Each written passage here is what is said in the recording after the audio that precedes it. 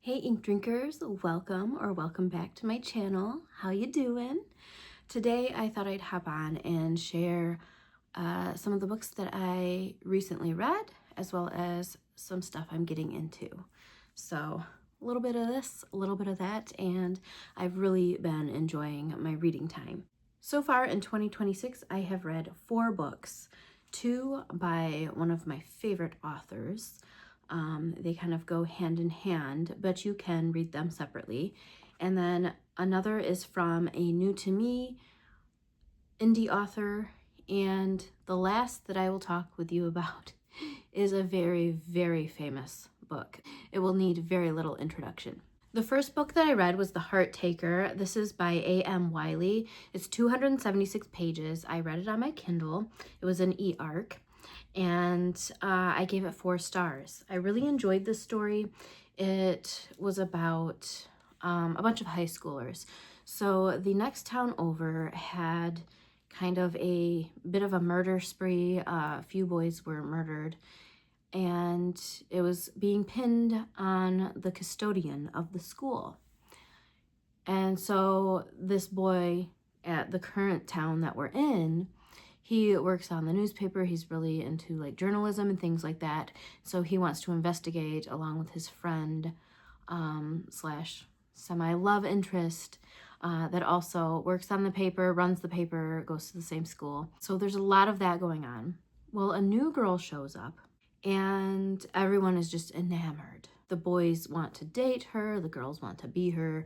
She's just magnetic. But there is something a little off about her. And so these kids are trying to figure that out. The further they dig into the school murders from the neighboring town, and the further they dig into this girl and just the suspicions they have all around, the crazier it gets. And it's a lot of fun. I really enjoyed it. If you're into young adult horror, kind of cultish mysteries, you should enjoy this. The next 2 books were written by one of my all-time favorite indie authors. He really should be legendary at this point because his writing is just impeccable.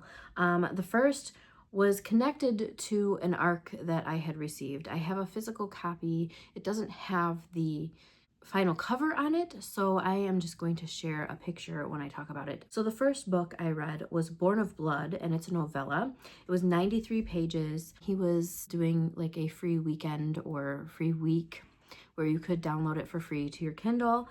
I ended up giving it 5 stars, no surprise there, and I really enjoyed it. That is connected to the book I received that is coming out, actually, is it today? I believe it's coming out on January 20th, but I am super excited for people to dive into this. I read it rather quickly once I started it. I kind of picked it up and put it down because I wanted to wait and have kind of a fresh review in my head and, you know, to share it when it was right at the front of my brain. It's called The Swallowed Town, and it is 257 pages. I read the paperback. Now, this wasn't the final edition, but it still got 5 stars from me. C.F. Page, you cannot go wrong with him. If you like poetic prose and dread, a lot of seaside vibes going on here, a lot of just really strange things, and he tied in a particular religious story into the mix, which I found to be so fun. Growing up in the church and hearing those Bible stories my whole life, it was fun to read a twist on that story, as well as some deeper dives into this particular belief system. So I thought it was a lot of fun. Now, this is one of those stories that you have to put the work in. You have to think. It's not all spelled out for you. And I love that. I love that he gives us just enough to kind of figure things out on our own, to kind of try to piece things together. And this book was also written in many different formats. There were like interviews, podcasts, I think there were some newspaper clippings, some journals, all sorts of different ways of presenting this story, and they were all pieced together, and you're like the detective trying to figure out what the heck is going on in this town. So if you're into that sort of thing, highly, highly recommend this. Solid 5 stars for both the books, and I recommend that you read them together. You could do them in any order because they're not the same story. It's not like a continuation, but there are nods to each of the stories in each of the books. Does that make sense? Did in my head. The last book that I finished recently is Frankenstein by Mary Shelley. This was my first dive into Frankenstein. All growing up, I knew who Frankenstein's monster was, and I was under the impression that that was Frankenstein, up until a few years ago, of course. And, you know, Frankenstein's monster is kind of mixed in with so many different shows and movies that I had seen, but I had never really dove into this story, the original, until now. So this is the 31 edition, the revision. I originally wanted to read the 1818 edition, but I'm glad I read this because I know that there were some things that she changed to kind of update her current, at the time, thought processes and things like that. And then you got a few extra thoughts from her in the beginning, but I absolutely loved this. It's such a beautifully written story. The prose is beautiful. The emotion that she conveys in this story is like top notch. I absolutely loved that. I had read this after watching Del Toro's adaptation back in, was it last month?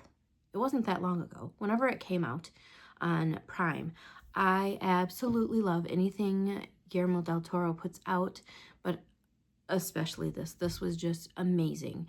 And so immediately after finishing this yesterday, my daughter and I watched it again and loved it just as much as the first time, if not more, because I paid a little bit more attention to what was happening. The first time around, I was just enamored by the costumes and the scenery, the architecture, all the things that were more visual.